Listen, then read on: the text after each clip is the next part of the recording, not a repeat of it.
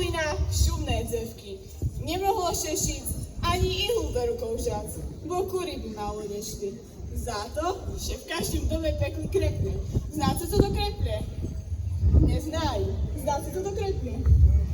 Devčatá, znáte, co to kreple? Šišky!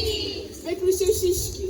No a tá najlepšia zábava bola Kačmelka mama! tam, že zrobilo i zvíhanie za parobka a chodili sa sajovné dzevky i dzevčatá z